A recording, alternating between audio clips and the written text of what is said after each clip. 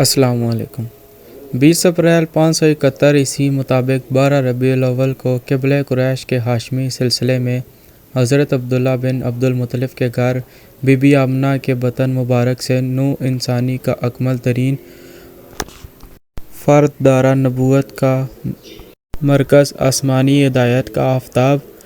کمالات بشرہ کا منتہا، عالم ارواح اور عالم اجزا میں عالم غیب اور عالم شہادت میں رونق افروز ہوا۔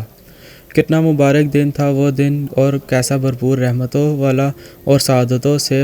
وقت، جب خالق و کائنات نے زمین و آسمان اور اس میں رہنے والی مخلوقات کی انتظار کی گھڑیاں ختم کر کے ان کے مقصود مراد اور ان کے سامنے لا رکھا۔ ان کی منظر آنکھوں کا سکون اور مضطرب دلوں کو قرار نصیب فرمایا کہ حضرت محمد مصطفیٰ صلی اللہ علیہ وآلہ وسلم دنیا میں تشریف لائے۔ کائنات کی خوش نصیبی کا ظہور اسی سال ہوا تھا، جس سال حبشہ اور یمن کے ایک بدقسمت عیسائی بادشاہ، اس نے 60,000 فوج سے اپنے ساتھ بڑے بڑے قوی ہاتھ لے جا کر خانہ کعبہ کو ڈھانے اور نیست و نابود کرنے کے لیے مکہ معظمہ پر حملہ کیا تھا۔ عرب میں یہ سال عام الفیل کے نام سے ہی مشہور ہو گیا ہے، اور ایک عرصے تک وہ اسی سال کو تاریخوں کے استعمال میں آغاز سنا بنا رہے ہیں۔ اس دور میں فارس کے بادشاہ کسریٰ کا طوطی بول رہا تھا، مگر کچھ پیشنگوئی اور کرنے والوں نے کہا تھا کہ یہ دنیا میں کوئی اہم ترین واقعہ پیش آنے والا ہے، جس سے اس حکومت میں ترتلل آئے گا، اور چنانچہ اس کی آپ صلی اللہ علیہ وسلم کی ولادت بسعادت کی شب کو کسریٰ شار فارس کے محل میں ایسا زلزلہ آیا کہ اس کی گڑگڑاہٹ لوگوں نے سنی، اور کسریٰ کے 14 کنکرے، جو اس بات کی طرف غیبی اشارہ کرتے ہیں اس حکومت کے 14 حکمران ہوں گے، اور اس کے بعد اس کو زوال آ جائے گا۔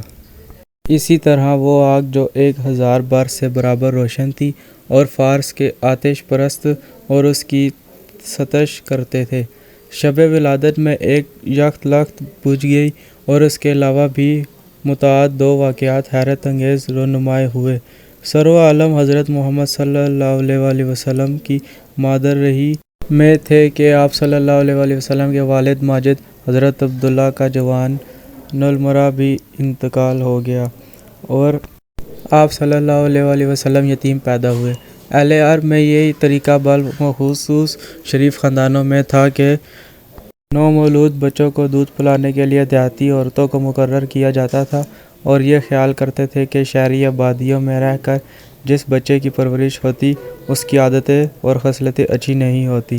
ایسا بچہ مختلف لوگوں کے طور طریقہ دیکھ کر غیر مستقل مزاج اور کند ذہن ہو جاتا تھا، اور اپنے خاندانی مخصوص اوصاف میں اس کی پختگی میسر نہیں آتی۔ اسی عادات کے مطابق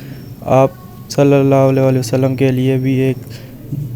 مرتبہ دودھ پلانے والی کی تلاش تھی۔ یہ خوش نصیبی حضرت حلیمہ سعدیہ رضی اللہ تعالیٰ عنہ کی تھی کہ اس در یتیم کو دودھ پلانا انہی کو نصیب ہوا۔ بہرحال آپ کی کم سنی اور بچپن ہی سے ایسے عجیب واقعات برابر پیش آتے رہے جو کسی دوسرے کو کبھی پیش نہ آئے اور نہ آئیں گے۔ ابھی آپ صلی اللہ علیہ وآلہ وسلم کی عمر 4 یا 6 سال ہی کی تھی کہ آپ صلی اللہ علیہ وآلہ وسلم کی والدہ ماجدہ کا سایہ بھی سر سے اٹھ گیا، اور آپ کی کفالت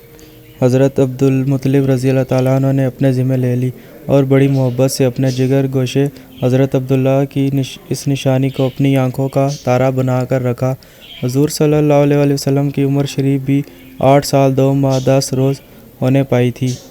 کہ حضرت عبد المطلب رضی اللہ تعالیٰ عنہ بھی رخصت ہوئے۔ اب یہ فخر، سرپرستی اور تربیت حضرت ابو طالب رضی اللہ تعالیٰ عنہ کو نصیب ہوا۔ حضرت ابو طالب رضی اللہ تعالیٰ عنہ نے ایک مرتبہ شام کا سفر کیا تو اپنے ساتھ فخر کائنات کو بھی لے گئے۔ راستے میں بہرحال ایک عیسائی عالم نے آپ کے ساتھ پیش آنے والے غیر معمولی واقعات کو دیکھ کر کہا، یہی پروردگار عالم